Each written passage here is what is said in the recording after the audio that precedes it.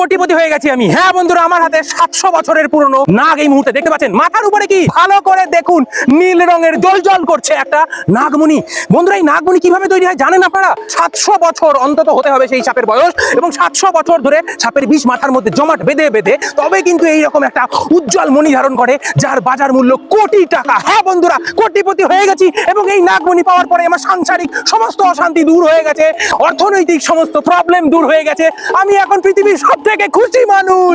হ্যাঁ বন্ধুরা, এইরকম অনেক গল্প সাপুড়িয়ে আপনাকে দেবে, লাখ টাকা 2 লাখ টাকা এইরকম ভাবেই আপনার কাছ থেকে বাগিয়ে নেবে। সাপের বয়স 700 বছরও হয় না, সাপের বয়স ম্যাক্সিমাম 20 বা 22 বছর হয়। নাগমণি কথাটাই আসলে মিথ, একটা বোগাস কথা। বাস্তবে নাগমণি হতে পারে না। খুব বেশি হলে 1 টাকা বা 2 টাকা দামের কোনো একটা অর্নামেন্ট থেকে খুলে নিয়েছি এবং বসিয়ে দিয়েছি। ভিডিওটা বানানোর উদ্দেশ্য শুধুমাত্র আপনাদেরকে সঠিক ইনফরমেশন দেওয়া, কোনো রকম অত্যাচার করা হয়নি সাপের উপর। দেখতে পাচ্ছেন এই 2 টাকা দামের এই পাথরটা খুলে নিয়ে সাপটাকে আবার আমরা সুন্দরভাবে ছেড়ে দিলাম তার জঙ্গলে স্বাভাবিক পরিবেশে।